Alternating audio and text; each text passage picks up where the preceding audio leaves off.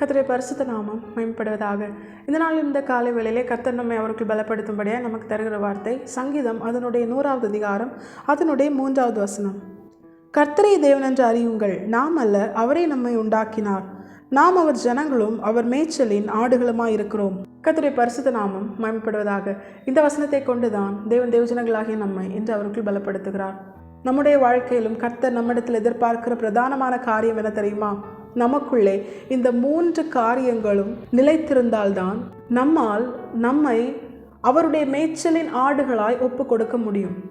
நானே நல்ல மேய்ப்பன் என்று சொன்ன நல்ல மேய்ப்பனை, ஆடுகளுக்காக ஜீவனையை கொடுத்த நல்ல மேய்ப்பனை தான் தேவபிள்ளைகளாகி நாம் ஆராதிக்கிறோம். நாம் அவருடைய தொழுவத்தின் ஆடுகள் அல்ல, ஆனாலும் அவர் உயர்த்தப்பட்ட பொழுது அவர் நம்மையும் தம்மிடமாய் சேர்த்து கொண்டார். இந்த தொழுவத்தில் அல்லாத வேறே ஆடுகளும் எனக்கு உண்டு என்று சொல்லி நம்மேல் அவர் வைத்த அன்பினாலும் கிருபையினாலும் நம்பிக்கையற்று புறஜாதிகளாய், வாக்கு தத்துவத்திற்கு அந்நியராய், காணியாட்சிக்கு புறம்பாயிருந்த நம்மை, தேவனற்றவர்களாயிருந்த நம்மை தம்முடையவர்களாய், தம்முடைய மந்தையின் ஆடாய், அவரோடு கூட அந்த நித்திய ஜீவனிலை சேர்த்து கொள்ளும்படியாய் தேவபிள்ளைகளாகிய நம்மை தேவன் தம்முடைய மிகுந்த அன்பினால் நம்மை அவரிடமாய் சேர்த்து கொண்டார். தேவன் தம்முடைய மிகுந்த அன்பினால் நமக்காக ஜீவனை தந்தார்.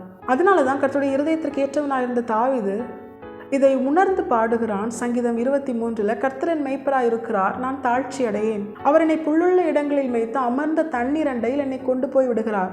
அதனால நான் மரண இருளின் பள்ளத்தாக்கில் நடந்தாலும் நான் பொல்லாப்புக்கு பயப்படேன். ஏன் தெரியுமா? அவர் என்னோடு கூட இருக்கிறார். அவருடைய கோல் என்னை தேற்றுகிறது, அவருடைய தடி என்னை தேற்றுகிறது. எந்த சூழ்நிலையா இருந்தாலும் அந்த சூழ்நிலை நிமித்தம் எனக்கு எந்த பாதிப்பும் வராது. நன்மையும் கிருபையும் என்னை தொடரும். நான் அவருடைய வீட்டிலே, இந்த பரலோக ராஜ்யத்திலே நீடித்த நாளாய் நிலைத்திருப்பேன் என்று சொல்லி நம்பிக்கையாய் விசுவாசத்தை அறிக்கை செய்ய முடிகிறது. நம்முடைய வாழ்க்கையிலும் தாவீதை போல நாமும் கர்த்தரை மேய்ப்பராய் கொண்டவர்களாய் எந்த சூழ்நிலையிலும் தாழ்ச்சி அடைந்து போகாமல் நம்முடைய ஆத்துமா அவருடைய வார்த்தையினால், இந்த நல்ல மேய்ச்சலினால் திருப்தியாக்கப்பட்டு மரண இருளின் பள்ளத்தாக்கில் பிரயாணம் பண்ணுகிற அப்படிப்பட்ட சூழ்நிலை வந்தாலும் நாம் சோர்ந்து போகாமல், தளர்ந்து போகாமல், கர்த்தரால் பலப்படுத்தப்படுகிற அப்படிப்பட்ட நல்ல அனுபவம் நம்முடைய வாழ்க்கையில் இருக்க வேண்டுமானால் கர்த்தர் நம்மிடத்தில் எதிர்பார்ப்பது என்ன தெரியுமா? இந்த வசனத்தில் சொல்லப்பட்ட முதல் 3 காரியங்களும் நம்முடைய வாழ்க்கையில், நம்முடைய இருதயத்தில் ஆழமாய் பதிந்திருக்க வேண்டும். அதுதான் கர்த்தரை தேவன் என்று அறியுங்கள், நாம் அல்ல, அவரை நம்மை உண்டாக்கினார், நாம் அவர் ஜனங்கள். கர்த்தர் தான் நம்முடைய தேவன்.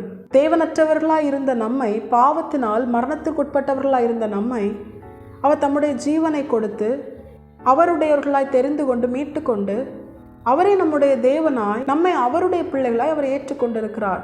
இது நம்முடைய இருதயத்தில் ஆழமாய் பதிந்திருக்க வேண்டும். அவர் நம்முடைய தேவன். நம்முடைய ஆண்டவராக இயேசு கிறிஸ்து தான் நம்முடைய தேவன். உலகத்தில் வர எந்த காரியமும் தேவன் என்கிற ஸ்தானத்திலே நம்மை ஆளுகை செய்யக்கூடாது. அது பணமோ, பொருளோ, மனிதர்களோ, ஆடம்பரமோ, உலகத்தில் எந்த காரியமோ நம்முடைய வாழ்க்கையில் நம்மை ஆளுகை செய்யக்கூடாது. நம்முடைய தேவன் நமக்காக ஜீவனை கொடுத்து நம்மை அவருடையவர்களாய், அவருடைய சொந்த ஜனமாய் மீட்டு கொண்ட நம்முடைய ஆண்டவராக இயேசு கிறிஸ்து தான் நம்முடைய தேவன். அவர் மட்டுமே நம்மை ஆளுகை செய்ய வேண்டும். அது மாத்திரமல்ல, அவரை நம்மை உண்டாக்கினார் என்று வேதம் சொல்லுகிறது. தாயின் கருவிலும் நம்மை உண்டாக்கினவர் நம்முடைய ஆண்டவராக இயேசு கிறிஸ்து தான். அதன் பிற்பாடு நாம் பாவிகளாயிருந்தோம், பாவத்திலே உழன்று கொண்டிருந்தோம். நம்மை அவருடையவர்களாய் மாற்றும்படியாய் அவருடைய வார்த்தையை தந்து நமக்குள்ளே நம்மை புது சிருஷ்டியாய் மாற்றும்படியாய் கிரியை செய்து நம்முடைய பழைய மனுஷன், பாவ மனுஷன் அடக்கம் பண்ணப்பட்டு புது சிருஷ்டியாய் நாம் அந்த ஜலத்திலிருந்து ஞானஸ்நானம் என்கிற உடன்படிக்கை செய்து ஜலத்திலிருந்து வெளியேறும் பொழுது நம்மை புது சிருஷ்டியாய் உருவாக்கினவரும் அவர்தான். அவரே நம்மை உண்டாக்கின நம்முடைய தேவன். இது நம்முடைய மனதிலே ஆழமாய் பதிந்திருக்க வேண்டும். அது மாத்திரமல்ல, அடுத்ததாய் வேதம் சொல்லுகிறது, நாம் அவருடைய ஜனங்கள். இன்னைக்கு உலகத்துல நம்மை அநேக காரியத்தோடு இணைத்து கொள்ள நாம் பிரயாசப்படுகிறோம். வேதத்தின்படி வாழ்ந்தால் இவர்கள் என்னை விட்டு விலகி விடுவார்களோ, இல்லை இந்த காரியத்தில் என்ன சேர்க்க மாட்டாங்களோ, இல்லை இந்த மெஜாரிட்டியான காரியம் என்னை விட்டு போய்விடுமோ என்று சொல்லி அநேக காரியங்களுக்காக கர்த்தரை மறுதளிக்கும்படியான கிரியைகளை நாம் நம்முடைய வாழ்க்கையில் செய்கிறோம். வேதம் சொல்லுகிறது, நீ இந்த உலகத்திற்குரியவன் அல்ல, நீ இந்த குறிப்பிட்ட இந்த காரியத்திற்குரியவன் அல்ல, நீ கர்த்தருடையவன், கர்த்தருடைய ஜனம். கர்த்தருடைய ஜனம் என்றால் என்ன தெரியுமா? வேதத்தில் பழைய ஏற்பாட்டிலே இஸ்ரவேல் ஜனங்களை தேவன் இதற்கு நிழலாட்டமாய், அவர் தம்முடைய ஜனமாய் அவர் தெரிந்து கொண்டு அவர்களை நடத்தி கானானிலே கொண்டு போய் சேர்த்தார். அந்த காரியம் நம்முடைய வாழ்க்கையில நமக்கு ஒரு நிழலாட்டமாய் ஆவிக்குரிய வாழ்க்கையில கர்த்தர் நமக்கு காண்பித்து கொடுத்திருக்கிறார். இஸ்ரவேல் ஜனங்களை அவர்கள் முற்பிதாக்களாகிய ஆபிரகாம், ஈசாக்கு, யாக்கோப் என்பவர்களை கர்த்தர் தம்முடையவர்களாய் தெரிந்து கொண்டு அவர்களை பெரிய ஜாதியாக்கி அந்த ஜனத்தை இஸ்ரவேல் என்றும் கர்த்தருடைய சபை என்றும் கர்த்தருடைய சேனை என்றும் அவர் தம்முடையவர்களாய் தெரிந்து கொண்டு அவர்களை இந்த உலகத்தினின்று வேறு பிரித்து இஸ்ரவேல் தனித்து வாசம் பண்ணுவான் என்று சொல்லி உலகத்தோடு, மாம்சத்தோடு, பிசாசோடு எந்த ஒரு காரியத்தோடும் அவர்கள் இணைந்து போகக்கூடாது என்பதற்காக அவர்கள் தம்முடைய சித்தத்தை செய்யும்படியாய் தனி பிரமாணங்களை கொடுத்து அவர்களை அவர் வழிநடத்தினார். அவர்களை குறித்து தாம் வைத்திருக்கிற சித்தம் நிறைவேற கானானிலே அவர்களை கொண்டு போய் சேர்ப்பதற்கு முன்பதாக அவர்களை உருவாக்க தம்முடைய ஜனமாய், தம்முடைய சொந்த ஜனமாய், உலகத்திலிருந்து வேறு பிரிக்கப்பட்ட தம்முடைய ஜனமாய் அவர்களை உருவாக்க அவர்களை வனாந்திரத்திலே அவர் வழிநடத்தினார். வனாந்திரத்திலே வழிநடத்தினாலும் பகலிலே மேகஸ்தம்பமாகவும் இரவிலே அக்னி ஸ்தம்பமாகவும் அவர்களை வழிநடத்தினார். வேதத்தில் சொல்லப்பட்ட எல்லா பரிசுத்தவான்களுடைய வாழ்க்கையிலும் தேவனால் தெரிந்து கொள்ளப்பட்ட, தேவனால் வேறு பிரிக்கப்பட்ட கர்த்தருடைய ஜனமாய் யாரையெல்லாம் ஆண்டவர் தெரிந்து கொண்டு வழிநடத்தினாரோ எல்லாரையுமே இந்த உலகத்தில் உள்ள மற்ற மனுஷர்களுடைய கிரியைகளைப் போல அல்ல, விசேஷித்த விதமாய் பரிசுத்தமாய் தம்முடைய சித்தத்தின் பிரகாரம் தாம் அவர்களுக்கு வைத்திருக்கிற திட்டத்தை நிறைவேற்றும்படியாய் கர்த்தர் அவர்களை வழிநடத்தினார். இதுதான் கர்த்தருடைய ஜனமாய் இருக்கிறவர்களின் விசேஷம். நாமும் நம்முடைய வாழ்க்கையில நம்முடைய மனமும் மாமிசம் விரும்புகிற பிரகாரம் உலகத்தோடும், மாம்சத்தோடும், பிசாசோடும் நம்முடைய கால் போன போக்கிலே நாம் செயல்பட்டோமே ஆனால் நாம் கர்த்தருடைய ஜனமாய் இருக்கிறோம் என்று சொன்னாலும் அது பொய் தான். ஏன்னா கர்த்தருடைய ஜனம் வேறு பிரிக்கப்பட்டவர்கள். அவர்களுக்கென பிரமாணங்களை கர்த்தர் கொடுத்திருக்கிறார். அவர்கள் எப்படி செயல்பட வேண்டும், யாருடைய சித்தத்தின்படி செயல்பட வேண்டும், எந்த திட்டத்திலே அவர்களுடைய வாழ்க்கை செயல்பட வேண்டும் என்று கர்த்தர் சகலத்தையும் குறித்து வைத்திருக்கிறார்.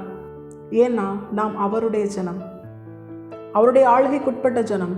அவர் நமக்கு வைத்திருக்கிற சித்தத்தின் பிரகாரம், அவர் நமக்கு வைத்திருக்கிற திட்டத்தின் பிரகாரம் அவரை தேவனாய் கொண்டு அவரால் உருவாக்கப்பட்டு அவருடைய ஜனமாய் இருக்கிற நாம் நித்தியத்தில் அவரோடு கூட நித்தியமாய் வாழும்படியாய் தெரிந்து கொள்ளப்பட்ட விசேஷித்த ஜனங்களாய் இருக்கிற நாம் உலகத்தோடும் உலகத்தில் உள்ளவைகளோடும் ஒன்றிணைந்து போவதற்காக அல்ல, கர்த்தருக்காக வேறு பிரிக்கப்பட்ட தேவஜனமாய் பரிசுத்தமாய் வாழ, வேதத்தின்படி வாழ, பரிசுத்த ஆவியானவரால் தேவனுக்கு பிரியமான மனவாட்டியாய் உருவாக்கப்பட கர்த்தர் நம்மை தெரிந்து கொண்டு இருக்கிறார். இந்த 3 காரியமும் நம்முடைய இருதயத்தில் ஆழமாய் பதிந்திருந்ததே ஆனால் நம்முடைய நல்ல மேய்ப்பனாகிய நமக்காக ஜீவனையே கொடுத்த நம்முடைய ஆண்டவராகிய இயேசு கிறிஸ்து நம்மை வழிநடத்த அவருடைய மந்தையின் ஆடுகளாய் நாம் நம்மை முழுமையாய் அர்ப்பணிப்போம்.